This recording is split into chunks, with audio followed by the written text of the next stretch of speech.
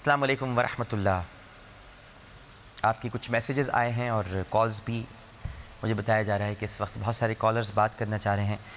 ریحانہ سمرو نے میسیج بھیجا ہے کہ عامر بھائی، آپ نے پروگرام کے دوران حضرت حذیفہ رضی اللہ تعالیٰ عنہ کی روایت سے قیامت کی 72 علامات سے ہمیں آگاہ کر کے ہماری آنکھیں کھول دیں۔ کیا دیگر صحابہ کرام رضوان اللہ تعالیٰ علیہم اجمعین سے بھی قیامت کی اسی طرح کی روایات موجود ہیں جن میں اس طرح کی علامتوں کا ذکر ہے؟ جی بالکل میری بہن، حضرت حذیفہ رضی اللہ تعالیٰ عنہ کے علاوہ دیگر اصحاب سے بھی ایسی روایات موجود ہیں، جیسا کہ کنز العمال میں حضرت عبداللہ بن مسعود رضی اللہ تعالیٰ عنہ بیان کرتے ہیں کہ نبی کریم صلی اللہ علیہ وآلہ وسلم نے مجھے مخاطب کرتے ہوئے فرمایا، اے ابن مسعود، قیامت کی کچھ علامتیں اور نشانیاں ہیں، اور سنو کہ قیامت کی ایک علامت یہ بھی ہے کہ بیٹا غصے والا ہوگا، بارش گرمی بن جائے گی اور برے لوگ سیلاب کی طرح پھیل جائیں گے۔ اے ابن مسعود، قیامت کی ایک علامت یہ بھی ہے کہ جھوٹے کو سچا اور سچے کو جھوٹا کہا جائے گا۔ اے ابن مسعود، قیامت کی ایک علامت یہ بھی ہے کہ خیانت کرنے والے کے پاس امانت رکھوائی جائے گی اور امانت دار کو بددیانت کہا جائے گا۔ اے ابن مسعود، قیامت کی ایک علامت یہ بھی ہے کہ غیروں سے تعلقات بڑھائے جائیں گے اور رشتہ داروں سے دور رہا جائے گا۔ اے ابن مسعود، قیامت کی ایک علامت یہ بھی ہے کہ ہر قوم اور قبیلے کے منافق لوگ اس کے سردار بن جائیں گے۔ اور اے ابن مسعود، قیامت کی ایک علامت یہ بھی ہے کہ مسجدوں کو سجایا جائے گا اور دل ویران ہو جائیں گے۔ اے ابن مسعود، قیامت کی ایک علامت یہ بھی ہے کہ مرد مرد سے اور عورت عورت سے جنسی لذت حاصل کریں گے۔ اے ابن مسعود، قیامت کی ایک علامت یہ بھی ہے کہ دنیا کے اجڑے ہوئے حصوں کو آباد کیا جائے گا اور آبادی کو اجاڑ دیا جائے گا۔ اے ابن مسعود، قیامت کی ایک علامت یہ بھی ہے کہ گانا بجانا عام ہو جائے گا اور شراب پی جائے گی۔ اے ابن مسعود، قیامت کی ایک علامت یہ بھی ہے کہ طعنے دینے والے اور عیب نکالنے والے بڑھ جائیں گے۔ اور اے ابن مسعود، قیامت کی ایک علامت یہ بھی ہے کہ زنا کی اولاد کی کثرت ہو جائے گی۔ دیکھتے ہیں اس وقت ہمارے ساتھ ٹیلی فون لائن پر کون موجود ہے۔ السلام علیکم۔ السلام علیکم ڈاکٹر صاحب۔ جی وعلیکم السلام۔ ڈاکٹر صاحب، میں نصیر راجپوت بول رہا ہوں گلستان جوہر سے۔ جناب علی، آپ کا پروگرام بڑے شوق سے سنتے ہیں اور ہمارے علم میں کافی اضافہ ہوتا ہے۔ اللہ تعالیٰ بڑی مہربانی، زور پہ اور بڑی مہربانی، بڑی مہربانی، بڑی اور اللہ تعالیٰ آپ کو اور ہمیں ہدایت دے۔ جی فرمائیے۔ سوال یہ ہے سر کہ اسلام میں والدین کی فرمانبرداری کس حد تک مطلوب ہے، اور اس سلسلے میں نافرمانی کرنے والوں کو حضور پاک کی طرف سے کیا وحی فرمائی گئی؟ جی بہت شکریہ جناب، بڑی مہربانی آپ کی۔ دیکھیے، اسلام میں والدین کی فرما برداری کس حد تک مطلوب ہے اور والدین کی نافرمان اولاد کے بارے میں سید العالمین صلی اللہ علیہ وآلہ وسلم کیا فرماتے ہیں، اس کا اندازہ تو اس ایک حدیث مبارک سے لگا لیجئے کہ جس میں ماہ رمضان کے روزوں کو جان بوجھ کر قضا کرنے والے، رسول کریم صلی اللہ علیہ وآلہ وسلم کے ذکر پر درود نہ پڑھنے والے اور والدین کی خدمت نہ کرنے والے کو ایک جیسا شمار کیا گیا ہے۔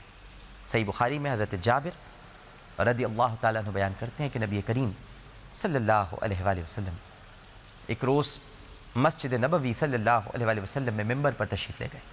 جب آپ پہلی سیڑھی پر آپ نے اپنا قدم مبارک رکھا یا تشریف فرما ہوئے، دونوں روایات ہیں، تو آپ نے فرمایا آمین۔ اسی طرح دوسری اور تیسری سیڑھی پر آمین کہا۔ صحابہ کرام رضوان اللہ تعالیٰ علیہم اجمعین نے بارگاہ رسالت مآب صلی اللہ علیہ وآلہ وسلم میں عرض کیا، یا رسول اللہ صلی اللہ علیہ وآلہ وسلم، 3 بار آمین کہنے کا کیا سبب ہے؟ تو آپ صلی اللہ علیہ وآلہ وسلم نے ارشاد فرمایا کہ جب میں پہلی سیڑھی پر چڑھا تو حضرت جبرائیل حاضر ہوئے اور کہنے لگے کہ بدبخت ہے وہ شخص کہ جس نے رمضان المبارک کو پایا اور یہ بابرکت مہینہ رخصت ہو گیا مگر وہ اپنے گناہوں کو نہ بخشوا سکا۔ اس پر میں نے کہا آمین۔ دوسری مرتبہ حضرت جبرائیل علیہ السلام نے ارشاد فرمایا کہ بدبخت ہے وہ شخص جس کے سامنے آپ صلی اللہ علیہ وآلہ وسلم کا ذکر پاک ہوا اور وہ آپ صلی اللہ علیہ وآلہ وسلم پر درود پاک نہ پڑھے۔ اس پر میں نے کہا آمین۔ اللہم صلی علی سیدنا و مولانا محمد وعلی آلہ وصحابہ وبارک وسلم وسلم۔ تیسری مرتبہ حضرت جبرائیل علیہ السلام نے کہا کہ بدبخت ہے وہ شخص جس نے اپنی زندگی میں والدین کو یا ان میں سے کسی ایک کو پایا اور وہ ان کی خدمت کر کے جنت حاصل نہ کر سکا۔ اس پر بھی میں نے کہا آمین۔ اب آپ اس حدیث مبارکہ سے بخوبی اندازہ لگا سکتے ہیں کہ اسلام میں والدین کی نافرمانی کی کیا سزا ہے، کہ بد دعا دینے والے سید الملائکہ ہیں اور بد دعا پر آمین کہنے والے سید الانبیاء ہیں۔ اندازہ لگا لیجیے۔ ایک اور ایس ایم ایس پروگرام میں شامل کر لیتے ہیں، تھوڑا سا وقت رہ گیا ہے۔ جنید رضا کوہاٹ سے ان کی ایس ایم ایس آئی ہے کہ ڈاکٹر صاحب مجھے آپ سے یہ پوچھنا ہے کہ کیا صرف اپنے والدین کی زندگی ہی میں ہم ان کی کوئی خدمت کر سکتے ہیں، یا مرنے کے بعد انہیں نفع پہنچانے کا کوئی طریقہ ہے یا نہیں؟ آپ ہمیں ایس ایم ایس اپنے بھیج رہے ہیں، اس کا طریقہ تو آپ کو پتہ ہی ہے کہ AAA لکھنے کے بعد اسپیس دے کر آپ 4646 پر سینڈ کر دیتے ہیں، اور اپنا نام اور شہر کا نام بس ضرور لکھ دیا کیجیے۔ اس کے علاوہ آپ کالز کر سکتے ہیں 0900-102-79 پر، براہ راست بھی کر سکتے ہیں 009-221-322-10127۔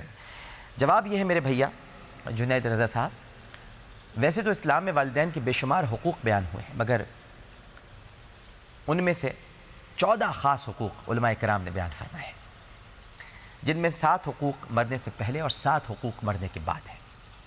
والدین کے حیات میں جو 7 حقوق بیان ہوئے ہیں وہ ہیں ان کا احترام کرنا، ان سے محبت کرنا، ان کی فرما برداری کرنا، ان کی خدمت کرنا، ان کو آرام پہنچانا، ان کی ضروریات کو پورا کرنا، ان سے ملتے رہنا اور خیر خیریت پوچھتے رہنا۔ جبکہ والدین کے وہ 7 حقوق جو ان کی وفات کے بعد اولاد پر فرض ہیں، ان کی ترتیب جو ہے وہ اس طرح سے ہے کہ ان کے لیے اللہ سے معافی اور رحمت کی درخواست کرنا، ایسا عمل کرنا جس کا ثواب مرنے کے بعد بھی انہیں پہنچے، ان کے رشتہ داروں اور دوستوں کی عزت کرنا، ان کے رشتہ داروں اور دوستوں کی مدد کرنا، ان کے ذمے جو قرض ہے اسے ادا کرنا، ان کی جائز وصیت پر عمل کرنا، اور وقتاً فوقتاً ان کی قبر پر حاضر ہو کر دعائے مغفرت کرنا۔ یہ سب حقوق میں شامل ہے۔ ناظرین کرام، اس کے ساتھ ہی آثار قیامت کا وقت اپنے اختتام کو پہنچا۔ اگلے ہفتے تک کے لیے عامر لیاقت حسین کو اجازت دیجیے، انشاءاللہ مزید علامات کے ساتھ حاضر ہوں گے۔ اپنا بہت خیال رکھیے گا۔ اللہ حافظ۔